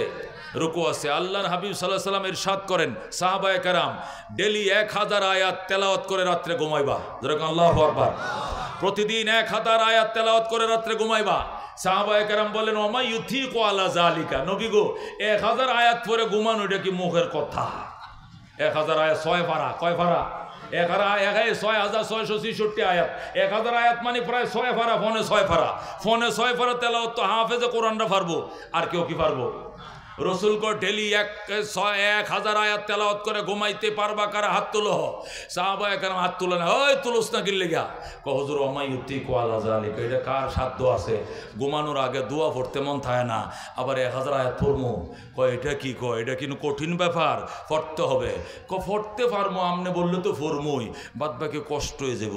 রসুল কো আলহাকুমুত তাকাসুরের 8টা আয়াত পড়বা, 1000 আয়াত তেলাওয়াতের সওয়াব লেখা হবে তোমার আমল নামা। কয় হাজার? সূরা আল হাকুটা পড়ে ঘুমাইতে পারবেন তো ইনশাআল্লাহ? এটা বরং তোর কঠিন না। কথা ঠিক কিনা? বলেন আলহাকুমুত তাকাসুর হাত্তা যুরতুমুল মাকাবির কাল্লা সাউফা তা'লামুন সুম্মা কাল্লা সাউফা তা'লামুন কাল্লা লাউ তা'লামুনা ইলমাল ইয়াকিন লাতারাউন্নাল জাহিম সুম্মা লাতারাউন্নাহা আইনাল ইয়াকিন সুম্মা লাতুসআলুন্না ইয়াওমা ইযিন আনিন নাঈম। আল্লাহু আকবার। 1000 আয়াতের সওয়াব পেয়ে গেছে। যেরকম আলহামদুলিল্লাহ। তো এটা কোনো কঠিন ব্যাপার? সূরা আল হাকুটা অনেকের মুখস্থ নাও থাকতে পারে, ফ্যাশন না বুঝেন না তো। এটা কালকে শিক্ষা নেবে সুন্দর করে। ঘুমানোর আগে নবী বলছেন সূরা আল হাকু পরে ঘুমানোর জন্য, তাহলে ডেলি আমল নামে 1000 আয়াত তেলাওয়াতের সওয়াব লেখা হবে। যেরকম সুবহানাল্লাহ। আল্লাহ রাব্বুল আলামিন আয়াতের মধ্যে বলেন আলহাকুম, আলহাকুম, তোমাদেরকে উদাসীন করেছে। বাংলা অর্থ তোমাদেরকে কি করেছে? উদাসীন করেছে, তোমাদেরকে গাফেল করেছে, তোমাদেরকে অলস বানিয়েছে। এক কথা তোমাদেরকে ধ্বংস করেছে। কি করেছে? ধ্বংস করেছে। কিসে? আত্তাকাসুরু। কিসে তোমাদেরকে ধ্বংস করেছে? আল্লাহ আত্তাকাসুরু, তাকাসুরে ধ্বংস করেছে। টেয়াসুর, তাকাসুর মানে টেয়াসুর নাকি? টাকা সুরে বলি ধ্বংস করছে। টাকা সুর না, টাকা সুর, তা দেয়া তা। আলহাকুম, তোমাদেরকে উদাসীন করেছে, তোমাদেরকে গাফেল বানিয়েছে, তোমাদেরকে ধ্বংস করে দিয়েছে। আত্তাকাসুরু, তাকাসুর কারে হয়? আত্তাফাখুরু বিল আমওয়ালি ওয়াল আওলাদি ওয়ার রিজালি। আল্লাহু আকবার। উলামায়ে কেরাম বুঝতেছে তাকাসুর কাকে বলে, আত্তাফাখুরু বিল আমওয়ালি ওয়াল আওলাদি ওয়ার রিজালে। তাফসীরে রুহুল বয়ান রুহুল মানি ওয়ালা লেখে তাকাসুর শব্দের অর্থ হলো আত্তাফাখুরু, অহংকার করা। কিসের অহংকার? প্রাচুর্যতার অহংকার, বেশির অহংকার। কিসের বেশি? ক্ষমতার অহংকার, টাকার অহংকার, সন্তানের অহংকার, লাঠির অহংকার। আমার সিনস্তি বেড়া 15 বছর ধরে ক্ষমতায় আসি, 41 লাখ থাকবো, আজরাইলও ক্ষমতা ছড়াইতে পারবে না, যা কুসু তা করবো। কইতো কিনা? কইতো কিনা? আল্লাহ কই এটাই তো তোরা ধ্বংস করছে, এটাই তো তোদেরকে ধ্বংস করছে। কতক্ষণ ঠিক কিনা? আল্লাহকুম, তোমাদেরকে উদাসীন করেছে, তোমাদেরকে ধ্বংস করেছে, গাফেল বানিয়েছে, অলস বানিয়েছে। আত্তাকাসুর কিসে? আত্তাফাখুরু বিল আমওয়াল, সম্পদের প্রাচুর্যতা, সন্তানের প্রাচুর্যতা, লাঠির প্রাচুর্যতা। হাত্তা যুরতুমুল মাকাবির, আয় হাত্তা তাতিয়াকুমুল মউত, এমনকি মরণ তোমার কাছে হাজির হয়ে গেল, মানে মৃত্যুর সম্মুখীন হয়ে গেলা, অহংকার তুমি ছাড়লা না। হাত্তা যুরতুমুল মাকাবির, এমনকি তোমরা কবর জিয়ারত করেছো। এর দুইটা ব্যাখ্যা। কয়টা ব্যাখ্যা? 1 নম্বর ব্যাখ্যা হলো হাত্তা তাতিয়াকুমুল মউত। হাত্তা যুরতুমুল মাকাবির অর্থ হলো হাত্তা তাতিয়াকুমুল মউত। প্রাচুর্যতা তোমাদেরকে ধ্বংস করেছে, প্রাচুর্যতা তোমাদেরকে উদাসীন করেছে, এমনকি মরণ তোমার কাছে আইসে গেল, তুমি এখন অহংকারের মধ্যে আসো। আইতে আইতে মরণে এসে গেল, তওবা করার সময় পাইলে না, পরকালের সামান জোগাড় করার সময় পাইলে না, দুনিয়াও গুছাইতে পারলা না, আখিরাতও গুছাইতে পারলা না, দুনিয়াও হারাইছো, আখিরাতও হারাইছো। কথা ঠিক কিনা? চলছে কিনা দুনিয়াতে এগুলো? চলছে কিনা? যে সমস্ত নেতারা আজকে ঘর ছাড়া বাড়ি ছাড়া, এই সমস্ত নেতারা মনে মনে কইতেছে আল্লাহ নেতা না বানায় যদি ভিক্ষুক বানাইতা, বাড়িতে থাইকা সারাদিন ভিক্ষা করে বউ বাচ্চা লয়ে 2 মুঠ খায় ঘুমাইতে পারতাম, এইটাই বালা আছেন। এখন না একটু নমাজ পড়তে পারি, না রোজা রাখতে পারি, না ফোন করতে পারি, ফোন নম্বর আরিফ হাতে রাখছে, কোন দিয়ে দরিয়ালায়। ওই নওগাঁর এক নেতারে কালকে নেত্রকোনায় ধরছে। কই ধরছে? নওগাঁর নেতারে ধরছে নেত্রকোনা। কোন এই দেশে এক কোনার থেকে আরেক কোনায় গেছে, এটা রাজশাহীর কোনা, এটা হলো কি ময়মনসিংহের কোনা, এনতে এনে এসে বয়ে রয়েছে, এরপর কপ করে ধরে লেছে। তাহলে এর কি নমাজ রোজায় মন আছে? এবাদত বন্দিগিতে মন আছে না? রাজনীতির মন আছে? আল্লাহ তওবা করছি, রাজনীতি জীবন করতাম না, তবু সুষ্ঠুভাবে সমাজে একটু মানুষের সাথে মিললে বসবাস করতাম চাই। আল্লাহ কো এইটাও তো তোমরা হারাইছো প্রাচুর্যতার অহমিকার কারণে। কথা ঠিক কিনা? কথা ঠিক কিনা? আল্লাহ কো আল্লাহকুমুত তাকাসুর, তোমাদেরকে ধ্বংস করেছে, তোমাদেরকে উদাসীন করেছে, তোমাদেরকে গাফেল করেছে প্রাচুর্যতার অহংকার। 1 নম্বর টাকার প্রাচুর্যতা। কাকেই কয় আমার সিনসনি বেড়া, ঢাকা তো বাড়ি করছি, টাঙ্গাইল বাড়ি করছি, বিদেশে বেগম পাড়াও ফ্ল্যাট কিনছি 8টা, মালয়েশিয়া জায়গার বুকিং দেওয়া আছি, সামনে নিয়ত করছি সাঁতের দেশে যাবো। কই যাবো? সাঁতের দেশে নাকি লোক যাইতেছে, আমি হেইনো জমির বায়না ভাড়াই দিব, আমি যাইতে পারি আর না পারি, ওখানেও জমির বায়না করবো, মানে থইতো না, দুনিয়া তো শেষ করছে ওই আসমানে পর্যন্ত। এই হলো মানুষের সম্পদের প্রাচুর্যতা। নাউজুবিল্লাহ। মুসলিম শরীফের হাদিস, আল্লাহর নবী বলেন ইয়াকুলু ইবনু আদম মালি মালি, আল্লাহর হাবিব বলেন আদম সন্তান বলে মালি মালি, আমার মাল আমার মাল। রসুল কোয়ালা কিন মালুকা, আরে পাগল সিনস্তি তোর মাল কোনটা? মা আকালতা ওয়া আফনাইতা ওয়া কাসাউতা ওয়া আবলাইতা ওয়া তাসাদ্দাকতা ওয়া আমজাইতা। আল্লাহু আকবার। রসুল কো মাল মাত্র 3টা। তোমার মাল কটা? তুমি যে বলে আমার মাল, বাড়ি আমার, গাড়ি আমার, এ আমার, এ আমার, জমি আমার, শিল্প আমার, কারখানা আমার, এটি একটাও তোমার না। তোমার মাল কোনটা? 1 নম্বরে মা আকালতা ওয়া আফনাইতা, যেটা খাইছো ধ্বংস করছো, 32টা দাঁত দিয়ে সাবায়া যেটা ফিনিশ করছো, এটা তোমার মাল। ও মা কাসাউতা ওয়া আবলাইতা, যে কাপড় ফিনছো পুরাতন বানাইছো, এটা তোমার মাল। ও মা তাসাদ্দাকতা ওয়া আমজাইতা, যে সম্পদ তুমি দান করেছো এবং আমল নামার মধ্যে উঠাইয়া দিছো পরকালের আমল নামায়, এটা তোমার মাল। এই 3 কিসিম ছাড়া একটাও তোমার মাল না, এগুলো সব তোমার ওয়ারিসদারদের মাল। তাহলে আপনার মাল কোনগুলো? 3টা। কোন আমার মাল কটা? জোরে কোন। আজকে ওয়াজ যেটি শুনবেন সবটি মুখস্থ করে বাড়ি যেতে দিব। কতক্ষণ ঠিক কিনা? অত্যন্ত ইম্পর্টেন্ট তাফসির করতেছে। কতক্ষণ ঠিক কিনা? বাড়িতে কথাগুলো নিতে হবে। মুসলমানদের মাল কটা? যারা পরকালকে বিশ্বাস করে, নবী বসে এদের মাল কটা? যত মাল মাল করো না কেন, তোমার মাল মাত্র 3টা। যেটা যেটুকু তুমি খাইয়া এই এই তোমার থলের ভিতরে ঢুকাইতে পারছো, যে পরিমাণ খাইতে পারছো 32 দাঁত দিয়ে সাবায়া ফিনিশ করছো, বাথরুমে ফেলাইছো, এটা তোমার 1 নম্বর মাল। মানে যা তুমি খেয়ে হজম করেছো এটা 2 নম্বর, যা ফিন্দে তুমি ফুরান করছো, শীতের কাপড় কিনছো, মসজিদে যাওয়ার নামাজের কাপড় কিনছো, টুপি কিনছো, মেসক কিনছো, এরপরে তুমি কি পাগড়ি কিনছো, শার্ট কিনছো, প্যান্ট কিনছো, লুঙ্গি কিনছো, জাঙ্গিয়া কিনছো, তুমি যে কাপড় চোপড় কিনেছো এবং ফিদেছো, পরে পুরাতন বানিয়েছো, এটা তোমার মাল। কথা ঠিক কিনা? 1 নম্বর তুমি যা খেয়েছো এবং ফিনিশ করে দিয়েছ, 2 নম্বর যে কাপড় তুমি ফিন্দেছ এবং পুরাতন বানিয়েছ, 3 নম্বর যে মাল তুমি সাদাকা করেছ, আমল নামায় উঠায় দিছ, এই 3টেই তোমার মাল, বাকি একটাও তোমার মাল নয়। কথা বলতে কিনা? বাকি যে মালগুলো আছে এগুলো কার? এখন ময়রা দেখো, এখন ময়রা দেখো, একটু পরে তোমার মেয়েরাও নায়রাইব, আয়া বলবো এ দাফন কয়টা? আগামীকালকে দুপুর 12টায়, অনেক দেরি আছে, এর আগে রাত্রে তো আমগর কোনো কাম নাইলো, সম্পত্তি ভাগ করে লাই। বুঝলি কথা? বুড়িয়া দাফন হবো কালকে দুপুর 12টায়, আত্মীয় স্বজন সব আইব তো সময় লাগবো। এখন আমরা মেয়ে ছেলেরা তো ঘরের মানুষ তো সবাই উপস্থিত আছি, মামুরাও আইছে, খালুরা আইছে, এদেরকে সামনে নিয়ে আলো, মাল দৌলতটা ভাগ করে লাই। কারণ পরে যদি আমার মন মতো না হয় তাহলে তো আবার জানাজা পড়াতে দিব না। ছোটটা একটু মাথা ফাগলা আসিল, এটা কয় কি, ওই রাস্তার কিনারে 2 কাঠা জমিন, এটা যে আমার না দিবে, বুড়িয়ার লাশ কবর নিতে দিব না, আমি ফাতারে দাঁড়াম। শুনছেন কথা?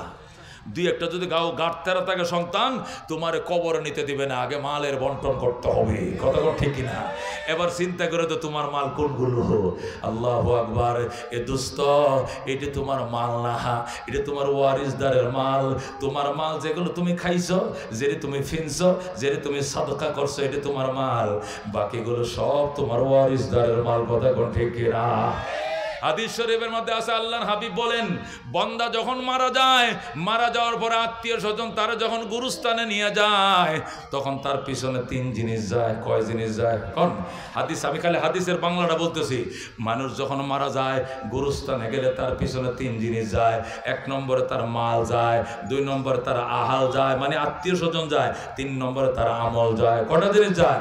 তার মাল যায়, তার আহাল যায়, তার আমল যায়। কিছুক্ষণ পরে মালও চলে আসে, আহালও চলে আসে, শুধু আমল ভিতরে ঢুকে। কতক্ষণ ঠিক কিনা? মানুষ যখন গুরুস্থানে যায়, তার পিছনে পিছনে 3টা জিনিস যায়। কয়টা যায়? ছেলেরা, জামাইরা, বাতিজারা, পুত্রারা কাঁধে করে যায়, কি করে? লাশ নিয়ে যায়, আল্লাহু আকবার গয়া। আবার সাথে খাটুল্লা যায়, এগুলো সম্পদ।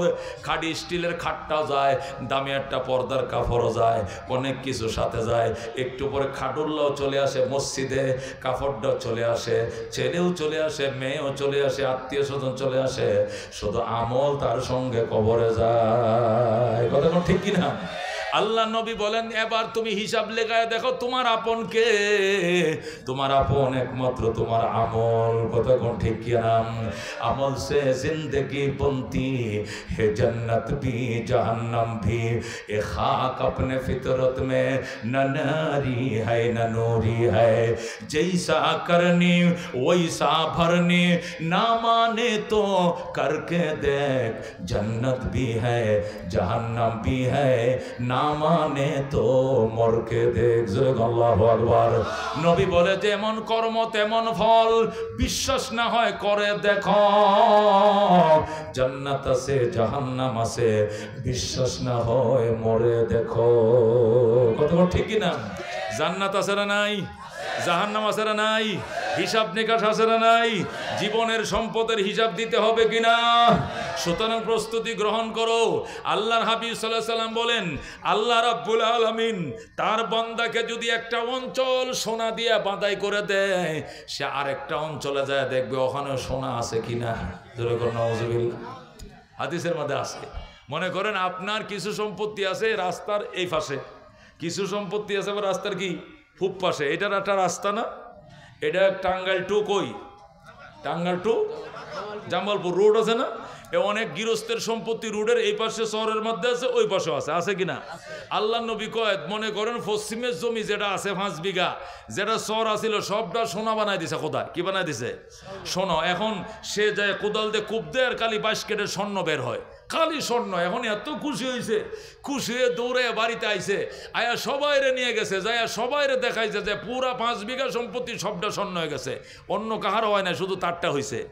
এখন বাফে ফুতে পরামর্শ করে, আচ্ছা রাস্তার এই পাশেটা না স্বর্ণ হয়েছে, এই ফাটেরটাতে কুপায় দেখতো নিচে ওখানে স্বর্ণ বাইর হয় কিনা। পরে বাফে ফুতে কুদাল লয়ে যাবো, ওখানেও কূপ মারে, চাচা এনাইছেন কি লেগে, দেখি ওই পাড়ের গুলো তো স্বর্ণ হয়েছে, এই পাড়ের গুলো কি দেখি, এইটিও খুঁজি। তার মানে এই পাড়ের 5 বিঘা সম্পত্তি টোটালটা স্বর্ণ হওয়ার পরও তার পেট ভরে নাই। কথা ঠিক কিনা? ওই কথাটাই নবী বলছেন, মুসলিম শরীফের হাদিস, আদম সন্তানের মুখ ভরবে না, আদম সন্তানের মুখ ভরবে না টাকা দিয়ে পয়সা দিয়া, যতক্ষণ পর্যন্ত কবরের মাটি তার মুখে না আসে। আদম সন্তানকে যদি একটি ওয়াদি, একটি অঞ্চল সোনা দিয়ে বানায় দেওয়া হয়, সে আরেকটা অঞ্চলের মধ্যে খুঁজবে ওইটাও সোনা হয়েছে কিনা। এই জন্য তার মুখ ভরবে না যতক্ষণ পর্যন্ত কবরের মাটি তার মুখে না ঢুকে। কথা ঠিক না? আল্লামা শেখ সাদি রহমতুল্লাহ আলাই ওই কথাটাই গুলিস্তার মধ্যে বলছেন, রোদায়ে তঙ্গে বয়েক নানে তোহি পুরে ঘরদাদ, নিয়ামতে রোয়ে জমি পূর্ণ কুনাদ দিদায়ে তং, রোদায়ে তঙ্গে বয়েক নানে তোহি পুরে ঘরদাদ, নিয়ামতে রোয়ে জমি পূর্ণ কুনাদ দিদায়ে তং। আল্লামা শেখ সাদি রহমতুল্লাহ বলে, রোদায়ে তং একটা খাবারের ছোট্ট থলি, একটা রুটি খাইলে থলিটা ভরে যায়, 100 টাকা চাউলের ভাত খাইলে ভরে যায়, কিন্তু 2টা চোখ 2টা নয়ন তামাম দুনিয়াটা দিলেও তার চোখ ভরে না। শেখ রেহানা শুধুমাত্র ওই রূপপুর কিতা বানাইতেছে সরকারে, তাপ বিদ্যুৎ, এখান থেকে 17,000 কোটি টাকা উনি ঘুষ শরীফ, পবিত্র ঘুষ তিনি গ্রহণ করেছেন। জোরে করে নাউজুবিল্লাহ।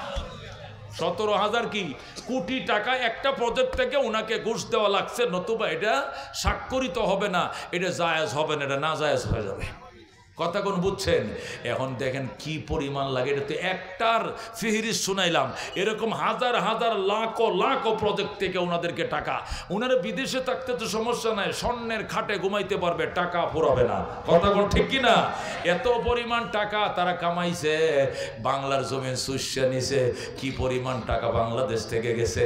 যারা ব্যাংকে লেনদেন করেন এরা বুঝেন, ঠিক কিনা?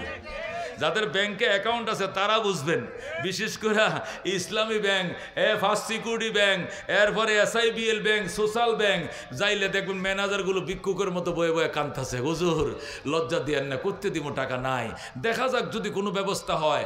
হাজার হাজার কোটি টাকা নিয়ে সব উধাও, ভিক্ষুক হয়ে গেছে, দেউলিয়া হয়ে গেছে বাংলাদেশের 10 থেকে 12টা ব্যাংক। কতক্ষণ ঠিক কিনা? ও দোস্ত, আল্লাহ নবী সাল্লাল্লাহু আলাইহি সাল্লাম ডাক দেখো, এটাই মানুষের স্বভাব, শুধু বলবে আমার মাল আমার মাল।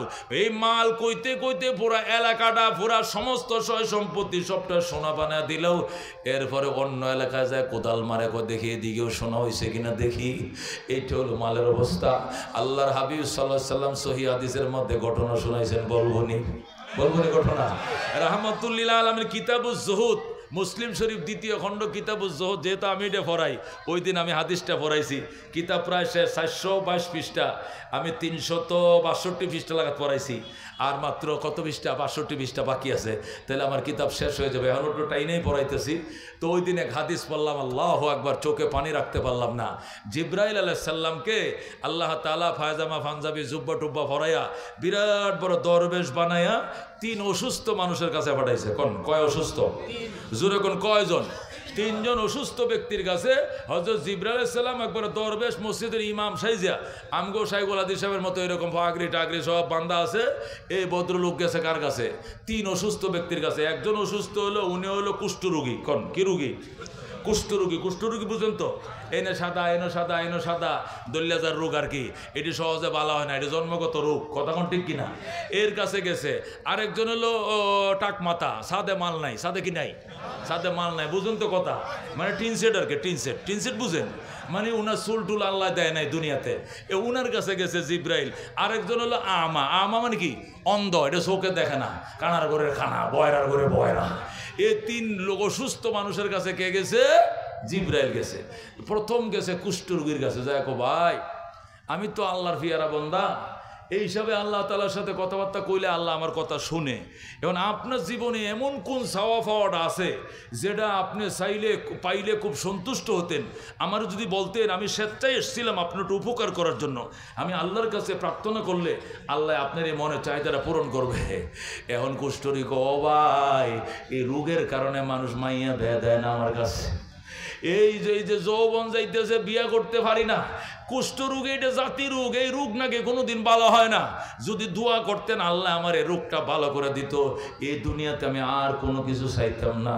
একটাই চাওয়া পাওয়া, কুষ্ঠরোগী যেন ভালো হয়ে যায়। জিবরাইল ডাক দেখো, আল্লাহ তোমার বন্দার উপর তুমি এইভাবে নারাজ হইছো, জন্মগত রোগ দিছো, আল্লাহ তোমার দরবারে ফরিয়াদ করি তুমি তারা সুস্থ করে দাও। যে জিবরাইল মুনাজাত করছে সুস্থ করে দাও, সাথে সাথে ভালো হয়ে গেছে। যেরকম আল্লাহু আকবার। যখন লোকটা ভালো হয়ে গেছে, জিবরাইল কো ভাই কি অবস্থা? কো আলহামদুলিল্লাহ, শুকর আলহামদুলিল্লাহ, আপনি এত বড় কামেল মানুষ আমি তো আগে বুঝতেও পারি নাই। দোয়া করতে দেরি, আল্লাহ কুষ্ঠরোগ ভালো করতে দেরি করে না। শুকর আলহামদুলিল্লাহ, অনেক যাজা খায়ের আল্লাহ আপনার দান করুক। আর তো কিছু লাগতো না, কিচ্ছু লাগতো না, শুধু একটা কি আবার কিচ্ছু লাগতো না, শুধু আর একটা জিনিস, যেহেতু আপনি দোয়া করলে খোদায় দেয়, আপনি কামের লোক, দোয়া করেন আল্লাহ যেন আমার কয়েকটা ছাগল বকরি দেয়, দুধ নিজেও খাইতাম, বাজারে বেচতাম, সংসারটা চালাইতাম, কারণ আমি গরিব মানুষ। একটা ছাগল, একটা ছাগল বকরি আল্লাহ যদি দিত, কয়েক আগে কইছো শুধু খালি রোগটা ভালো হইলে হইব, এখন ছাগল বকরি এটা দিলে পর আর একটা চাইবা, কানো ধরছে আসামো না, আসাবি না তো, কয় না আসামো না। আল্লাহ আপনি দয়া করেন, মায়া করেন, এই লোকটারে কিছু ছাগল বকরি দেন। দোয়া করতে দেরি, খোদায় দিতে দেরি করে না। সকালবেলা ঘুম থেকে উঠা থেকে অনেক ছাগল বকরি আল্লাহ তারা দিছে। যেরকম আল্লাহু আকবার। অনেক ছাগল বকরি লিয়া গেছে যমুনা চরে। হায় হায়, তার ছাগলের জ্বালা অন্য কেউ ছাগল চড়াইতে পারে না, সব তার কুটি কুটি। যেরকম আল্লাহু আকবার। এরপরে আচ্ছা ঠিক আছে, আল্লাহ শুকর, এবার ছাগল চড়া। এবার গেছে ওই কার কাছে, ওই যে টাকমাতার কাছে গেছে। ও ভাই, আমি একজন কামের লোক, আমি আল্লাহর কাছে দোয়া করলে, ফরিয়াদ করলে আল্লাহ সুস্থ করে। তোমার মনের কি চাহিদা থাকলে আমার বলতে পারো, আমি দোয়া করলে ভালো হয়ে যাব। হাসানি ও ভাই, আমার সাথে মাল নাই, জীবনে মাথা মাইসে আশ্রায়, সর্ষের তেল দেয়, আবার চিরুনি দিয়ে সেটি তুলে, আর আমি কিছুই দেখতে পারলাম না। এ টাক্কর কাছে কোনো মাইয়াও বিয়ে হয় না, আমি টাক মাথা দেখিয়া কোনটা মেয়েও আমার কাছে বিয়ে হয় না। কি বিপদে আছে, অসুস্থ মানুষ, দোয়া করেন আল্লাহ যেন আমার মাথা চুল গজায় দেয়। ও মা, দোয়া করছে, সাথে সাথে চুল উঠে গেছে। আল্লাহু আকবার। যখন চুল উঠছে, জিবরাইল তো আল্লাহর ওলি মানুষ, হেতে জিবরাইল এটা তোর পরিচয় দেয় না, হে আল্লাহর ওলি মানুষ, কামের লোক। ইমাম সাহেব ডাক দেয়া কয়, ভাই আমি গেলাম। ভাই যায় না, দাঁড়ান, একটা কথা ছিল। আর কি কথা? কত হইলো, আমি গরিব মানুষ, যে আল্লাহ আপনার দুয়ার বরকতে আমার সুস্থ করলো, মাথায় চুল দিল, এ আল্লাহরে কোন আল্লাহ যেন আমার কয়েকটা গরুর বাছুর টাছুর ইত্যাদি, একটা গাই দিল, আর একটা ডেহা দিল, আর একটা বাছুর দিল। মনে করেন আমি আলো পাইতে পারবো, দুধও খাইতে পারবো, কুরবানিও দিতে পারবো, একটু দোয়া করেন। জিবরাইলকে আগে কইছো আর কিচ্ছু লাগবো না, এখন আবার গরু লাগবো। বাপরে বাপ, কার কিচ্ছু সামো না, এটা শেষ। আল্লাহ আপনার দরবারে ফরিয়াদ করি, আপনার বন্দারে কয়েকটা গরু বাছুর দিয়া দেন। দোয়া করতে দেরি, আল্লাহ হাজার হাজার গরু বাছুর দিতে দেরি করে না। সুবহানাল্লাহ। এটা কিচ্ছা কইতেছি না আমি, হাদিস যেরকম আল্লাহু আকবার। এ নরমাল কিতাব না, মুসলিম, সহিহ মুসলিমের হাদিস। যেরকম আল্লাহু আকবার। আল্লাহর কাছে দোয়া করছে, হাজার হাজার গরু বাছুর হয়ে গেছে ওইদিকে, ও গেছে ওইদিকে নলিনের দিকে, জায়গা নাই। এ ছাগলওয়ালা ওই মাঠ দখল করছে, গরুওয়ালা ওই মাঠ দখল করছে। এখন গেছে অন্ধর কাছে, ও ভাই এদিক দিয়ে বাই ডাকাই, এদিকে আতায় ডাকে, এদিকে আতায়, এদিকে কয় ভাই এদিকে, কোন দিকে? এদিকে, উল্টা পাল্টা। বাইরে দেখি না, এই জন্য ডাকেন একদিকে, হাত বাড়ে আরেক দিকে। বাইরে আমি চোখ তাকিতে অন্ধ, হাইরে কপাল মন্দ। দোয়া করেন আল্লাহ যেন আমার চোখটি ভালো করে দে। জিব্রাইলকে ভালো করে দিলে শুকর উদর হবি তো, আল্লাহর শুক্রিয়া আদায়। হ্যাঁ, আল্লাহর দরবারে শুক্রিয়া আদায় করবো, আর কিচ্ছু চাইবি না, কিচ্ছু চামো না, শুধু একটাই, আল্লাহ যেন আমার চোখটি ভালো করে দেয়, আমি জন্ম অন্ধ। আল্লাহর দরবারে জিব্রাইল হাত বাড়াইছে, আল্লাহকে সুস্থ করে দাও, আল্লাহ তোমার বন্দারে সুস্থ করে দাও, রাজি হয়ে যাও। আল্লাহ তাআলা তাকে সাথে সাথে সুস্থ বানায় দিছে। সে ডিপটি ছায়া রয়েছে, ডিপটি ছায়া দেখ একদম সুস্থ। আল্লাহু আকবার। আল্লাহ নবী আবু হুরায়রা রাদিয়াল্লাহু তাআলা হাদিস বর্ণনা করেন, নবীজি বলেন এবার জিবরাইল কো ভাই আমি গেলাম, কো যান একটু দাঁড়ান। কি দাঁড়াইতাম? কয় আর কিছু চাই না, শুধু একটা জিনিস চাই, কয়েকটা উট মোট যদি খোদা আমার দিত। একটাই চাইছে ছাগল আর একটা গরু, তুই উঠ, তোরা ফাইসোসটা কি আমারে? একটা চাইলে আর একটা, কয় না আর চাইতাম না, আমি আর চাইতাম না, এইটাই চাই, দয়া করে কয়েকটা উঁটের জন্য দোয়া করেন। আল্লাহ এরা কিছু উঁটের বাছুর, উঁট না কাতুন জামালুন, আল্লাহ ইত্যাদি ইত্যাদি ওনাকে দিয়ে দাও। জিবরাইল দোয়া করছে, সকালবেলা ঘুম দিয়ে উঠে দেখে গোয়াল ভরে গেছে উঁটে। আল্লাহু আকবার। তারা তিনজন 3 মাঠ দখল করছে, আর পাবলিকের গরু বাছুর রাখা সরে জায়গা নাই, হেরা তিনজনে দখল নিয়ে নিয়েছে, হাজার হাজার জায়গা নাই, কি করবে? এরপরে আল্লাহ জিবরাইল আলাইহিস সালাম রে বলছে, এবার সিরা পাঞ্জাবি পরো। কি পাঞ্জাবি পরো? আগের ভালো পাঞ্জাবিটা খুললে সিরা পাঞ্জাবি, সিরা টুপি পরো, পরে বাঙ্গা একটা লাডি লও, বিখ্যাত থইলে একটা লও, লয়ে যায় ও ছাগলওয়ালার কাছে ভিক্ষা চাও। জিবরাইল গেছে, ও ভাই যে ভাই করে দান আমার আল্লাহ নবীজির নাম। ওমা ভিক্ষু গাইতেছে, ছাগলওয়ালা কয় মিয়া হেদিক যান, হেদিক যান, এদিক কি, হেদিক যান, হেদিক যান, দেখেন না ছাগল লেখা রাইছি। কো ভাই আইছিলাম ছাগলওয়ালার কাছে। কো কি জন্য? আল্লাহ আপনার হাজার হাজার ছাগল দিছেন, আপনি ছিলেন অসুস্থ, কুষ্ঠরোগ ছিল, খোদায় আপনাকে এক নেককার বন্দার দুয়ার বরকতে উছিলা আল্লাহ আপনারা মাফ করছে। এরপরে অনেক ছাগল বকরি আল্লাহ দিছে, আমি বেশি চাই না, কোটি কোটি ছাগল থেকে একটা ছাগল আর 2টা ছাগলের বাচ্চা আমার দেন, দুধ দোয়া খামু, সংসার চালামু, আর কিচ্ছু চাই না। লাডি লয়ে কফি ডামু। বেড়া তোরা কাঙ্গালের দল, শুধু চাইলেই শুধু হাত বাড়ায় দেশ, দেখলে হাত বাড়ায় দেশ। আমি কোনোদিন অসুস্থ আছিলাম না, আমি জন্মগতভাবে সুস্থ, আমার কেউ দেয় নাই, করুণা করে নাই। আমি বাপই ধনী ছিল, বাবার ধনীর বাপের সন্তান, আমিও ধনী। এই ছাগল বাবার থেকে ওয়ারিশ সূত্রে পাইছি, আমার কেউ দেয় নাই। যেরকম নাউজুবিল্লাহ। জাগায় ভোল্টি, জাগায় কি, জাগায় ভোল্টি লয়ে লেছে, আমার কেউ দেওয়া নাই, আমি বাবার করতে সুস্থ জন্ম হয়েছি, ছাগল বকরি আমি ওয়ারিশ সূত্রে পাইছি, আমার কেউ দেয় না। সরবাড়া পাগলের দল। ফকিরের একটা স্বভাব হইল ধনী মানুষ দেখলে হাত বাড়ায় দেখালি। আমি ছাগল হলে দেখি, ছাগল দেন। একটা ছাগলের কত দাম? দরকার 6,000 টাকা একটা ছাগলের দাম, তোর দিয়ে এলাম আমি। ডাক দেখো, ভাই সাহেব আপনি কি কুষ্ঠরোগী আসিলেন না? কয় না। আপনি কি কাঙ্গাল ছিলেন না? কয় না। দোয়া করে, আল্লাহুম্মা রজিহু ফি হালাতিহিল উলা, ইয়া আল্লাহ তুমি তার পূর্বের অবস্থায় ফিরে নাও। সে যেমনে ফলটি লইছে আমিও ফলটি লইছি, তুমিও ফলটি লও। জোরে করে আল্লাহু আকবার।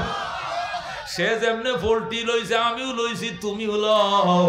আল্লাহর দরবারে দোয়া করে, সাথে সাথে কুষ্ঠরোগী আবার কুষ্ঠরোগী হয়ে গেছে, আবার কুষ্ঠরোগী। এই যে ভাইরাস ঢুকছে, মুরগি যেরকম মুরগির মধ্যে ভাইরাস ঢুকলে একদিনে হাজার হাজার মুরগি মরে যায়, এমন ভাইরাস ঢুকছে 10 মিনিটে সব ছাগল মরে পুলিশ হয়ে গেছে, একটা ছাগলও জিন্দা নাই। এখন বুড়িয়া বয়ে বয়ে কান্দে, ও ভাই কই গো আপনি বেয়াদবি করছি, যা লাগে দিমু, জিন্দা করে থুয়া যান। জিবরাইল কো আর কাম হবে না। আল্লাহু আকবার। দুস্থ এবার গেছে কার কাছে? অন্ধর কাছে। কার কাছে? না টাকমাতার কাছে।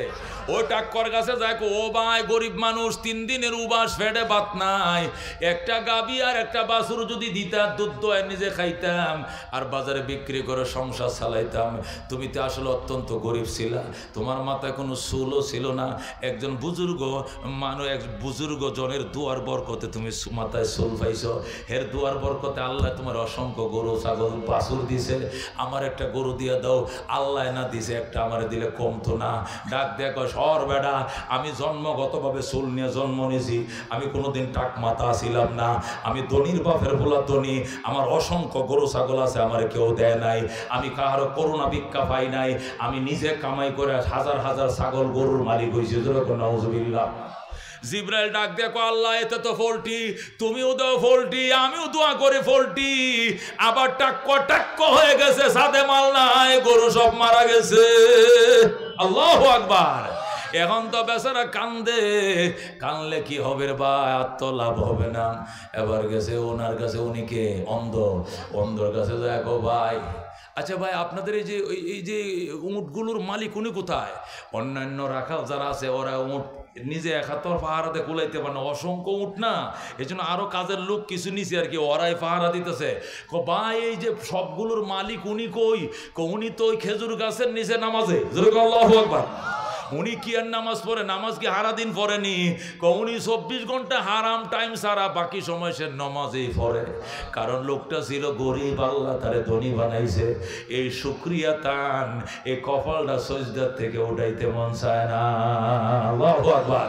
উনারে ভাবো কোথায়, ওই মাথায় যায় দেখেন একটা খেজুর গাছ আছে, গোড়ায় যায় দেখেন সজদায় পড়ে রয়েছে। উনার কাছে গেছে জিবরাইল, সিরা পাঞ্জাবি পরিয়া যায় বয়ে রয়েছে। এক নামাজে সালাম ফিরে আবার তরিকা বান্ধে, আবার সালাম ফিরে আবার তরিকা বান্ধে। জিবরাইল গো ভাই একটু সময় দিয়ে না, আবার এবার সালামটা ফিরে আয়, একটু দুটো কত কইতে আইছিলাম। সরেন মেশ, সময় না কথা বলার, আমি নামাজে ব্যস্ত। একটু শুনেন, আমি গরিব মানুষ, অত্যন্ত অসহায়, 3 দিনের উবাস, ফেটে ফাঁথর বানছি গো ভাই। একটা উঁট যদি দিতেন, ফেটটা একটু দুধ দিয়ে ভিজাইতাম। লোকটা ডাক দেখো ভাই আসো, একটা উঁট না, 2টা উঁট না, যতটি তোমার লাগে লয়ে যাও, যতগুলো উঁট তোমার লাগে লয়ে যাও। আমার একটা উঁটও ছিল না, আমার মাওলায় আমারে দিছে। জোরে কোন আল্লাহু আকবার।